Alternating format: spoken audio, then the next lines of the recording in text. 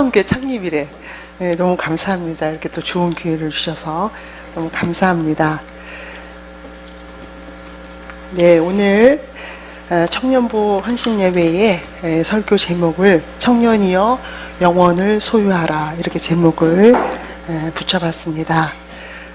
미래에 대한 스트레스와 또 우울함, 그리고 4년제 대학을 졸업한다고 해도 대학 기업은 또 들어가기가 너무 힘들고, 그리고 또 정규직 일자리를 얻기가 어려운 그런 상황, 또 취업을 위한 그런 계획, 또 스펙 쌓기, 또 그것으로 인한 버거움과 고민, 눈높이를 낮추면 일자리가 전혀 없는 건 아니지만, 또 젊은이들은 왠지 대기업이 아니고 눈높이를 낮춰서 일자리를 구했을 때 왠지 그렇게 또 루저가 되는 것 같아서 꺼림잡게 하는 그런 청소년들, 이런 갈등과 또 고민의 시간을 보내는 젊은이에게 오늘 저는 담임 목사로서 보다는 인생의 선배로서 혹은 인생의 멘토로 선다면 오늘 청년들에게 어떤 이야기를 들려주고 싶은가 하는 마음으로 섰습니다. 제가 인생을 들여다볼 수 있었던 나이, 청년인 그때 제가 가졌던 생각은 내가 최고의 인생을 살고 싶다였습니다. 더 정확히 말하면 나는 내 자신에게 최고의 가치 있는 인생을, 최고의 진리의 삶을 살 수 있도록 하고 싶었습니다. 그렇게 저의 청년 시절의 삶은 시작되었고, 누가 나를 인정하든 인정하지 않든, 누가 나를 알아주든 알아주지 않든 내가 세상에서 가장 중심이 되었고, 내가 이 세상에서 가장 소중한 존재가 되었고, 내가 이 세상에서 내 인생의 주인이, 그러니까 중심이, 주인은 하나님이시죠. 중심이 되어서 저의 삶을 시작했습니다. 그렇게 20세를 보내고, 또 30세 입지의 시간을 보내고, 40세 부르게 시간을 보내고, 50세 지천명에 이르러 청년에게 첫 번째 해주고 싶은 말은 바로 영원한 삶의 소유자가 되어라 입니다. 영원한 삶의 소유자가 되어라. 오늘 우리가 만나고 있는 전도서 3장 11절 후반부에 보면은 하나님께서 사람들에게 영원을 마음에 주셨느니라, 이렇게 이야기하고 있습니다. 하루살이와 메뚜기가 함께 재미있게 놀았습니다. 그리고 저녁이 되어서 메뚜기가 하루살이에게 이야기를 합니다. 우리 내일 또 놀자, 이렇게 말했습니다. 그런데 하루살이는 메뚜기를 향해서 이렇게 묻습니다. 내일이 뭐야? 메뚜기가 아무리 내일에 대해서 하루살이에게 설명을 해도 하루살이가 도무지 이해를 못합니다. 메뚜기가 이번에는 개구리와 함께 놀았습니다. 가을이 깊어져서 개구리가 메뚜기에게 이야기합니다. 우리 내년에 만나서 또 즐겁게 놀자, 이렇게 이야기를 합니다. 그러나 메뚜기는 내년이 뭐야? 이렇게 묻습니다. 개구리가 내년에 대해서 메뚜기에게 아무리 설명을 해도 내년을 알지 못하는, 1년만 사는 메뚜기에는 내년에 대해서 이해할 수가 없었습니다. 아무리 자세히 가르쳐줬지만 메뚜기는 통 알아듣지 못했습니다. 하루살이가 하루를 살기 때문에 내일을 이해하지 못하고, 그리고 또 메뚜기는 1년을 살기 때문에 내년을 이해하지 못합니다. 그렇다고 해서 내일이 없는 것이 아니고, 그리고 내년이 없는 것이 아닙니다. 내일과 내년은 분명히 또 존재하고, 또 성서에서 말하는 것처럼 영원한 삶은 분명히 존재한다는 것을 이야기하고 있습니다. 그러므로 전 여러분들에게 첫 번째 주고 싶은 말로 영원한 삶을 수요한 청년으로 살아라, 이렇게 이야기하고 싶습니다. 하나님이 사람에게 영원을 마음에 주셨느니라 하고 오늘 본문 전도서 3장 11절은 이야기하고 있습니다. 우리말 성경에는 영혼을 사모하는 마음을 주셨다 이렇게 번역이 되어 있습니다. 그러나 히브리 원문을 직접 살펴보면 영혼을 그들의 마음에 주셨다고 이야기하고 있습니다. 영혼을 사모하는 마음이 아니라 영원함, 영원이라는 것 자체를 우리 마음속에 하나님께서 주셨다고 이야기하고 있습니다. 우리의 삶이 이 땅에서의 삶이 끝이 아니라고 오늘 성경은 우리를 향해서 이야기하고 있습니다. 영혼을 우리 마음에 주셨듯이 영원한 삶의 소유자로 영원한 삶을 살아야 한다고 우리에게 이야기하고 있습니다. 인간의 유한성에 갇히지 말고 영원하신 하나님을 바라보며 살아가야 한다고 이야기하고 있습니다. 우리의 삶이 결국 죽음으로 끝나버릴 것이라는 생각은 전혀 성경적인 삶이 아니고 진리가 아니라고 이야기하고 있습니다. 영원으로 번역된 히브리어 올람은 아주 영속성, 지금의 삶과 지속적으로 연결되는 그런 연속성을 이야기합니다. 영혼은 인간이 아니라 영원하신 하나님에게 속해 있고 또 영원한 삶을 사는 우리는 우리의 삶이 죽음으로 인해서 허무하게 사라지거나 그리고 끝나는 것이 아니라 죽음 이후에 또 영원한 삶이 있다는 그런 소망과 믿음 속에서 살아가야 한다고 이야기하고 있습니다. 그러므로 우리는 죽음으로부터의 두려움, 죽음에 대한 두려움에 대한 자유로움, 죽음으로부터의 자유로움을 우리는 경험할 수가 있습니다. 그러함으로 우리의 삶은 흔들림이 없습니다. 그리고 우리의 삶은 깊고 깊게 그리고 건강하게 뿌리 내린 나무처럼 우리는 청년으로서의 삶을 영원한 삶이라는 그 깊은 진리 안에 뿌리 내리고 건강하게 시작할 수 있다고 성경은 이야기하고 있습니다. 영원한 삶을 기억할 때만이 우리는 허무한 삶을 이겨낼 수가 있습니다. 지금 여기만을 바라보는 그런 삶의 관점을 넘어서 영원한 삶을 소유함으로 현재에서의 삶에서 건강하고 평안할 뿐만 아니라 그리고 또 현재의 삶에 너무 과도하게 집착하고 자기에게만 집중하는 삶을 넘어서 영원한 삶을 바라보고 또 하나님을 바라볼 수 있는 그런 존귀한 삶의 자리로 우리를 나아가게 합니다. 영원한 삶을 산다는 것이 그 진리가 저의 청년 시절 때 저를 얼마나 감격하게 했는지 그리고 얼마나 행복하게 했는지 그리고 또 얼마나 여유롭게 했는지 그 감격을 잊을 수가 없습니다. 사랑하는 성도 여러분, 오늘 전도서 17장 7절에서는 흙은 여전히 땅으로 돌아가고 영은 그것을 주신 하나님께로 돌아가기 전에 기억해야 한다고 이야기하고 있습니다. 그리고 오늘 함께 읽은 전도서 3장 14절에 하나님께서 행하시는 모든 것은 영원히 있을 것이다. 그 위에 더할 수도 없고 그것에서 덜할 수도 없나니 하나님이 이같이 행하심은 사람들이 그의 앞에서 경외하게 하려 하심인 줄을 내가 알았도다. 이렇게 말씀하고 있습니다. 두 번째 여러분들에게 말씀드리고 싶은 것은 모든 것을 하나님의 관점에서 바라보아라 라고 말씀드리고 싶습니다. 영원한 삶을 소유한 삶의 소유자는 이제 모든 것을 하나님의 관점에서 바라볼 수 있는 눈을 갖게 됩니다. 그런 통찰력을 갖게 됩니다. 그런 넓은 마음을 갖게 됩니다. 오늘 전도서 3장 11절은 이렇게 시작하고 있습니다. 하나님이 모든 것을 지으시되 하나님이 모든 것을 지으시되 이렇게 시작하고 있습니다. 하나님이 모든 것을 지으셨다는 것은 하나님이 모든 것을 지으셨고 그리고 나를 지으신 것을 의미합니다. 그분이 나를 지으셨고 또 내게 필요한 모든 것들을 지어주셨다는 것을 성서가 이야기하고 있습니다.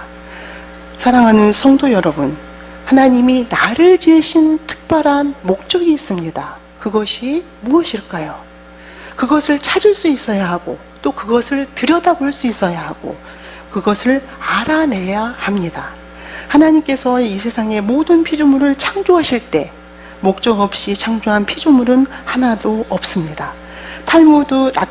탈무드에서 랍비들은 창조의 목적, 하나님이 우리를 지으신 창조의 목적, 하나님이 어떤 피조물을 지으신 창조의 목적을 다음과 같이 다윗의 이야기를 가지고 설명을 하고 있습니다.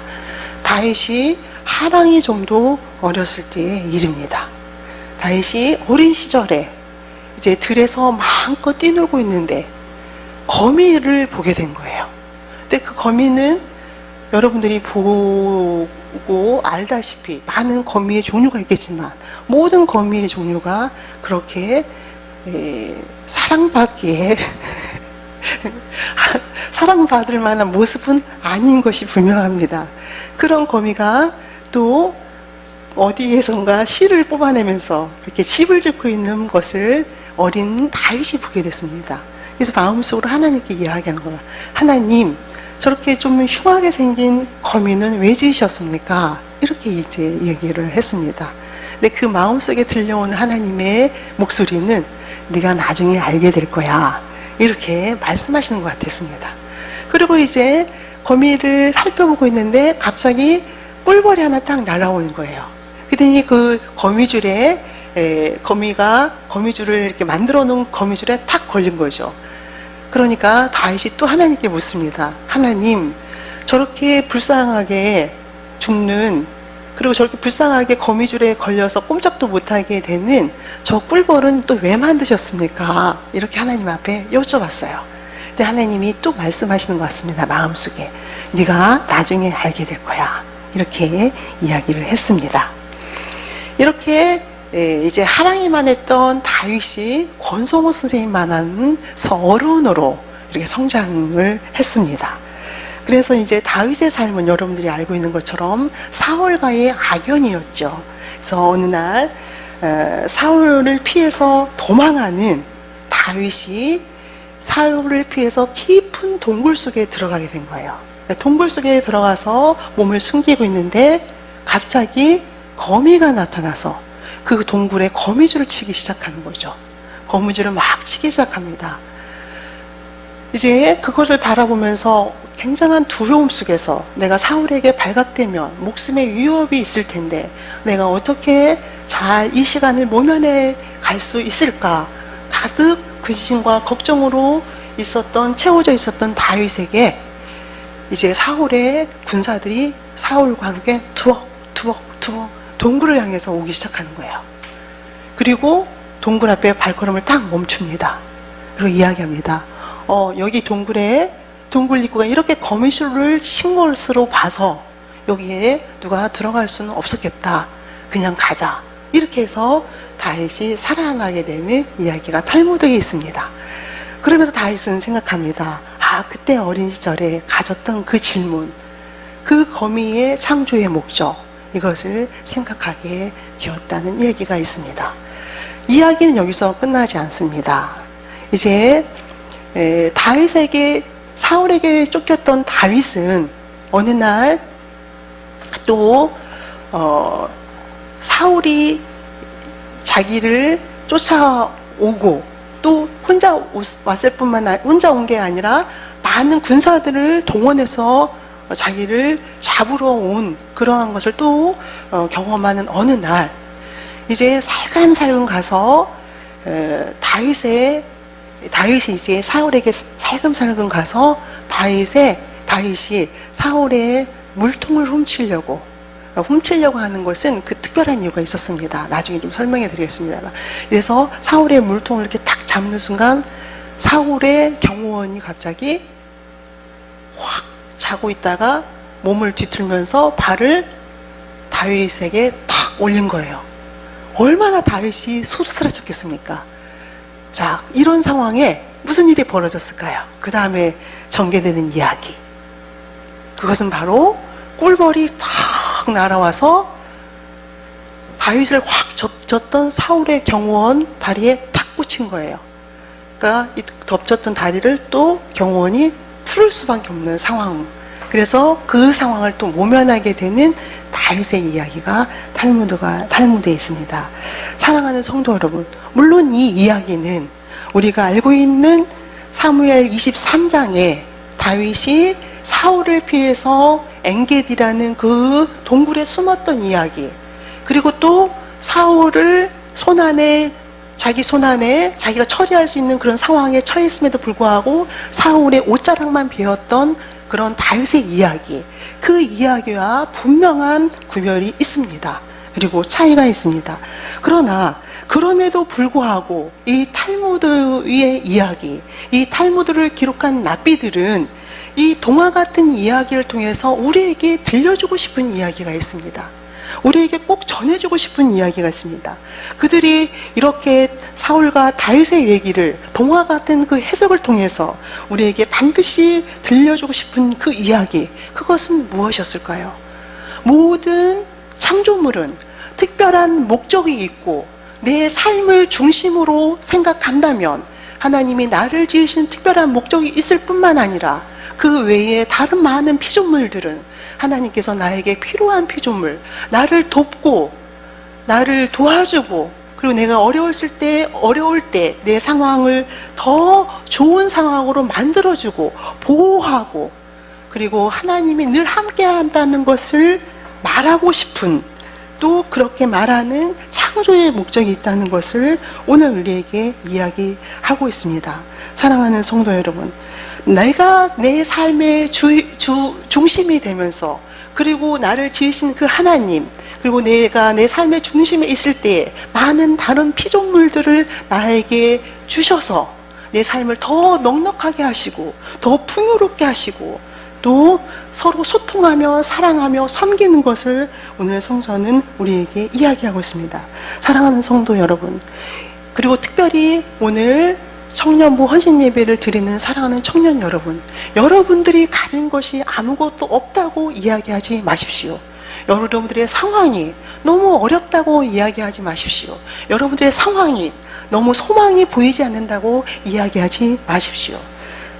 하나님께서는 여러분들이 영원한 삶을 살아가고, 또 하나님께서 여러분들을 지으시고 또 여러분만을 지으셨을 뿐만 아니라 여러분들에게 필요한 것들을 넉넉히 지으시고 만들어 주셔서 여러분들에게 넉넉한 삶으로, 그리고 풍요로운 삶으로 삶의 현장에 채워주셨다는 것을 기억할 수 있기를 축원합니다. 전도서 3장 11절 또 후반부에는 하나님께서 세상을 지으시고 그리고 때를 따라 아름답게 하셨다고 이야기하고 있습니다. 그렇게 말씀하시고 있는 것처럼 우리의 창조의 목적은 하나님의 시간표에 따라 아름답게 성취된다고 오늘 성경은 이야기하고 있습니다. 헬라어에는 시간이라는 두 가지의 단어가 있습니다. 크로노스라는 단어와 카이로스라는 단어라고 합니다. 크로노스라는 시간을 나타내는 이 단어는 일반적인 시간, 다시 말하면 하루 24시간, 그리고 1년 365일, 이렇게 수학적인 셈이 가능한 그런 시간을 크로노스라고 이야기합니다. 그러나 카이로스라는 시간은 그 주어진 그 시간에, 주어진 텀 안에 내가 얼마만큼 효과를 낼 수 있느냐에 따라서 그 시간이 효과적인 시간, 또 똑같은 물리적인 시간에서 더 벗어나서 더 초월적인 그런 시간을 이야기한다고 합니다. 여러분들이 이 헬라어에 대한 두 가지 시간에 대해서 궁금하시면 김영희 목사님이 쓰신 헬라어 수업의 339페이지를 읽어보시면 잘 설명되어 있습니다. 오늘 전도서가 말하는 때를 따라 아름답게 하셨고, 여기서 말하는 때라는 것, 또 시간이라는 것은 히브리어로는 에트입니다. 그런데 헬라어의 시간은 아까 말씀드린 것처럼 물리적인 시간이 아니라 카이로스라는 시간의 의미입니다. 카이로스라는 단어를 사용하고 있습니다. 내가 나의 시간표대로 내가 원하는 것을 이루어 가는 것 같지만, 그렇게 보이지만 나를 지으시고 또 세상을 만드시고 다스리시는 하나님께서 내 인생을, 내 삶을 주관하시고 계시고, 그리고 하나님의 때에 모든 것을 아름답게 만들어주고 있다는, 아름답게 만들 것이라는 것을 오늘 성서는 이야기하고 있습니다. 사랑하는 희망은 교회의 청년 여러분, 조바심을 갖지 말기를 부탁드립니다. 그리고 지치지 않기를 부탁을 드립니다. 우리 찬양 중에 은혜 아니면 살아갈 수가 없네. 호흡마저도 다 주의 것이네.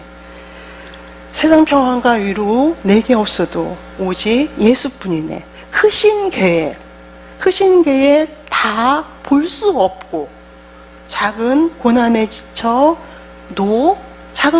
지쳐도 죽게 묶인 나의 모든 삶 버티고 견디게 하시네. 이런 가사가 있습니다. 사랑하는 성도 여러분, 우리는 때로 기다림의 시간을 보낼 때가 있습니다. 그러나 그 기다림의 시간은 소망의 시간임을 명심하시기를 축원합니다. 하나님과 더욱 가까이, 하나님 외에는 다른 것이 개입될 수 없는 그 시간임을 여러분들은 명심하시기를 바랍니다. 로마서 8장에는 이렇게 되어 있습니다. 우리가 알거니와 하나님을 사랑하는 자, 곧 그의 뜻대로 부르심을 입은 자들에게는 모든 것이 협력하여 선을 이룬다고 이야기하고 있습니다. 지금 보내는 그 시간, 그것이 기다림의 시간이든 아니면 우리가 찬란한 우리의 날개를 피는 시간이든 그것은 하나님께서 분명히 그분의 시간에 반드시 아름답게 이루어 주실 것이라는, 여러분을 창조하신 목적을 반드시 아름답게 이루어 주실 것이라는 것을 성경은 이야기하고 있습니다. 그렇게 소망 가운데 살아가는 청년들이 되시기를 축원합니다.